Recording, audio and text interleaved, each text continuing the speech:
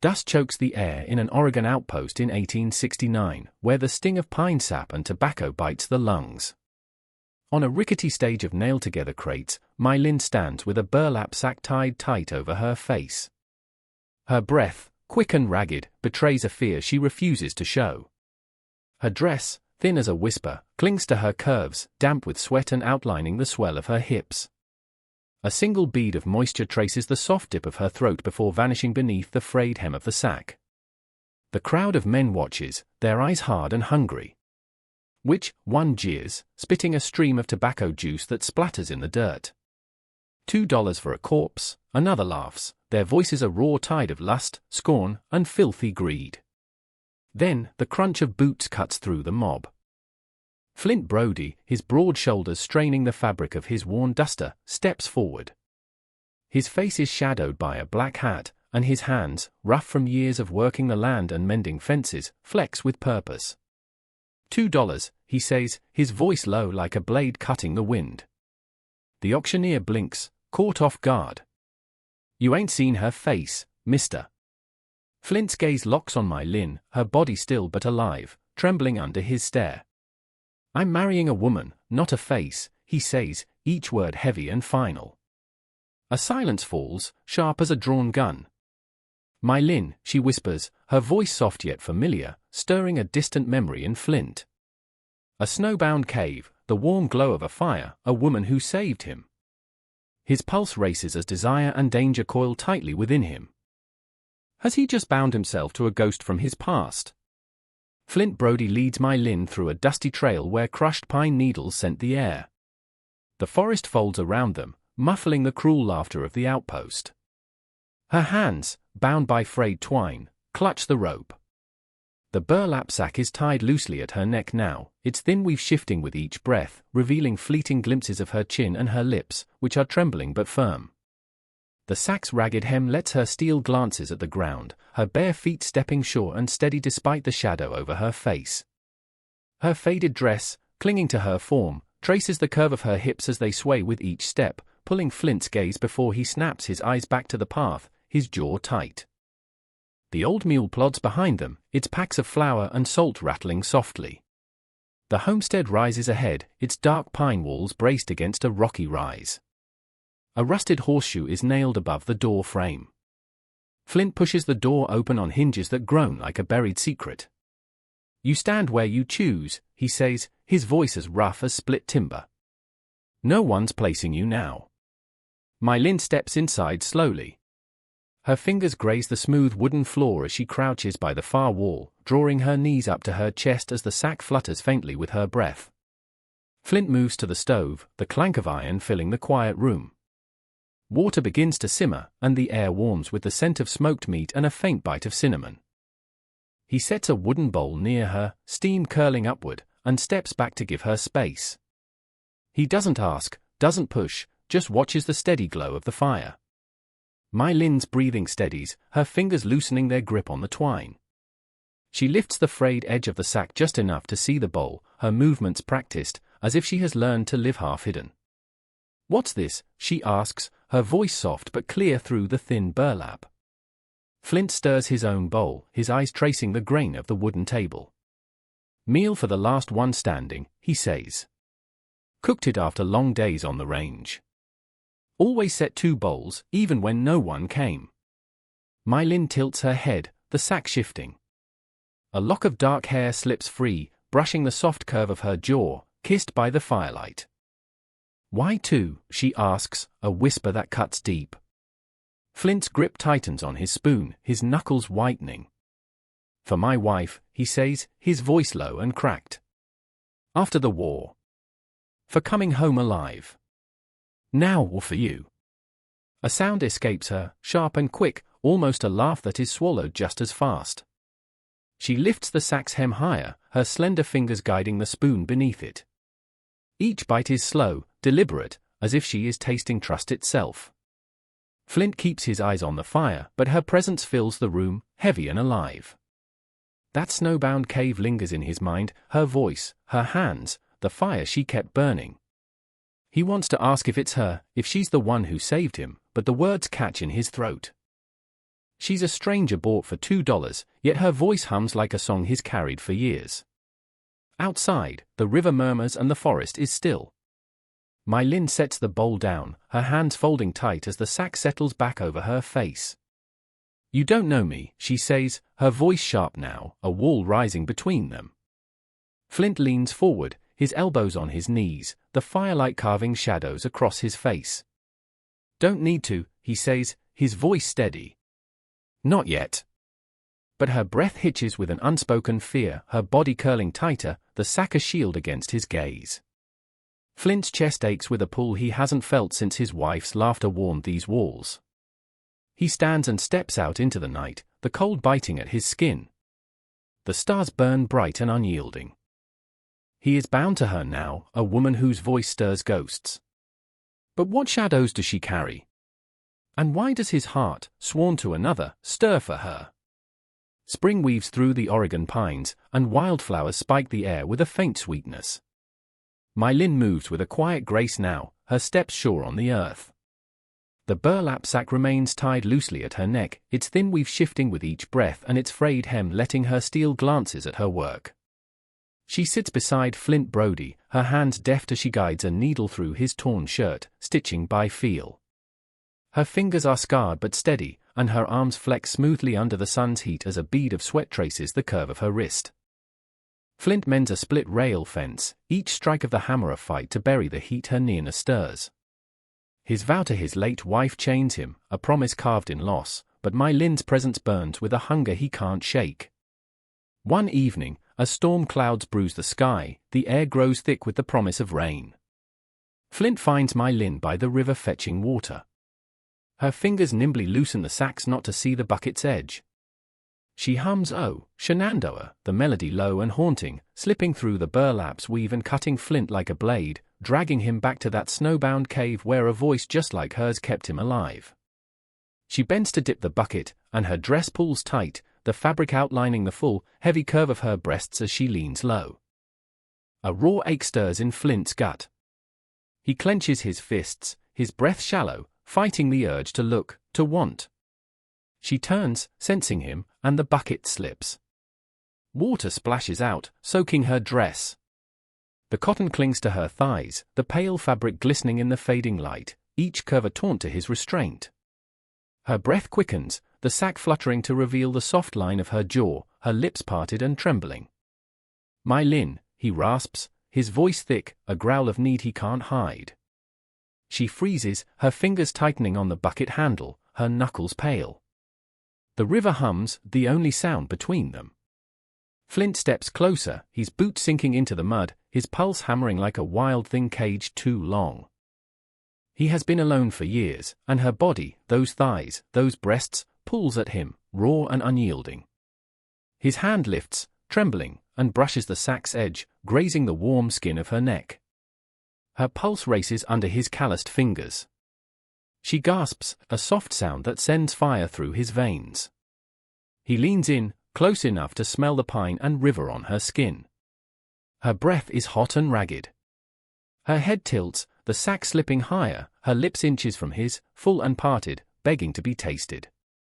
Flint's hand moves boldly now, sliding down her shoulder, his fingers grazing the damp cotton, tracing the swell of her breast. He stops just shy of slipping beneath, as her chest heaves, pressing against his touch. Her body arches in a silent plea. He growls low, wanting to rip the sack away, to see her, to claim her. But the vow to his wife screams in his skull. He pulls her closer, their bodies brushing, his thigh pressing firm and warm against hers. The friction is electric. Her hands grip his duster, fingers digging in, her breath a shudder against his jaw. He tilts her chin, his lips hovering over hers, so close he can feel their heat, taste her air. The world shrinks to the pull between them, a bowstring stretched to breaking. A sharp crack splits the night, a branch snapping in the pines, too close, too deliberate. Flint jerks back, his hand dropping, desire curdling to ice.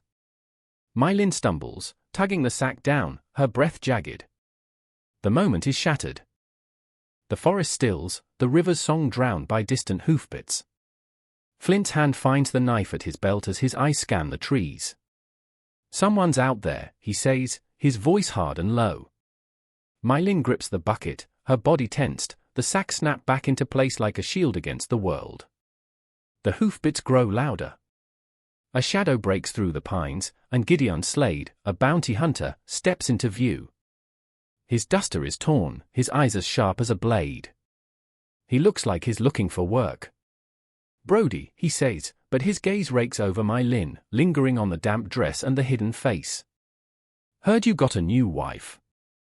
Flint steps between them, his stance wide, shielding her. "Ain't your concern," he growls, each word a bullet. Gideon smirks, his fingers brushing the butt of his pistol. "Might be," he says, his voice smooth and venomous. Talk's going round about a girl with a scar, running from blood. My Lin's hand grazes Flint's arm, trembling, a fleeting anchor. The air crackles as storm clouds roll closer. Gideon turns, melting back into the trees, but his words tighten around them like a noose. Flint looks at my Lin, her form rigid under the sack, and feels her secrets clawing to be free. What blood stains her past? And can he stand against a man like Slade when his own heart is already breaking? The forest hums with danger, the river's song drowned by the echo of Gideon Slade's hoofbeats. Flint Brody stands rigid, his hand resting on his knife. Behind him, my Lin's breath comes in sharp bursts through the burlap sack. Its thin weave flutters, tied loosely at her neck to let her see the ground. Her fingers grip his arm, trembling but firm, the damp cotton of her dress still clinging to her thighs. Gideon's words, "a girl with a scar, running from blood," hang heavy in the air, a noose tightening around them both. Flint's eyes scan the pines, his heart pounding, torn between the vow to his late wife and the woman he is now bound to. My Lin tugs the sack's hem, adjusting it with practiced ease, her gaze darting through the frayed edge, alert and alive. "Back to the homestead," Flint says, his voice low and urgent. He pulls her along the trail, where narrowing branches claw at their clothes. My Lin keeps pace, her steps quick, the sack shifting as she ducks under a low bough. Her waist bends, the curve of her back smooth and taut under the thin dress, a fleeting silhouette that stirs Flint's blood despite the danger. He curses himself, the ache for her feels like a betrayal of his oath. They reach the homestead and slam the door shut, but the air inside feels wrong, too still. Flint bars the door with swift hands, then turns to my Lin. "Tell me," he says, his voice hard. "What's he chasing you for?" My Lin hesitates, her fingers tightening on the sack's knot. "I killed a man," she says, her voice steady but low, muffled through the burlap's weave. "Back in Missouri. He attacked me, tore my face. I fought back. I didn't mean to end him," her words spill out, raw and real, a confession she has carried for too long. Flint's jaw tightens. His mind flashes to the cave, to the gentle hands that saved him, not hands that could kill. "You're no murderer," he says, but doubt flickers. Can he trust her? A heavy thud shakes the cabin door. Flint grabs his rifle, shoving my Lin behind him. "Stay low," he growls. The door splinters as Gideon Slade kicks it open, his pistol drawn, his eyes gleaming with hunger. "Time's up, Brody," he says, stepping inside, his boots grinding dust into the floor. "Hand her over, or I burn this place down." My Lin's breath catches. Her hand brushes Flint's back, a touch that steadies him. He raises the rifle, his aim steady, but Gideon is faster. His pistol cracks, and a bullet grazes Flint's arm, blood seeping through his sleeve. My Lin gasps and lunges forward, her hands fumbling to tear a strip from her dress, pressing it to his wound, her fingers trembling but sure. Flint shoves her back and fires at Gideon, the shot splintering the wall. Gideon ducks, laughing with a predator's grin. "She's worth more dead," he taunts, aiming again. My Lin moves quick, grabbing a fire iron from the hearth. She swings it hard, the iron grazing Gideon's shoulder and forcing him back. "Run!" Flint shouts, but she stands firm. The sack slips, revealing her scar, a jagged line across her cheek, raw and defiant. Gideon freezes, recognition flashing in his eyes. "You," he snarls, stepping closer. I knew your face. Flint tackles Gideon, and the two men crash to the floor, a flurry of fists and flying blood. My Lynn scrambles for the rifle, her hand shaking as she adjusts the sack to see through its hem. She aims but hesitates, her breath ragged. Flint pins Gideon, his knife at the man's throat, but Gideon laughs, a low, vicious sound. Ask her about the man she killed, he says, his voice dripping with venom. He was my brother. The words hit like a bullet. My Lynn's hands drop the rifle, her body trembling. Flint freezes, his knife still poised, his eyes darting to my Lynn.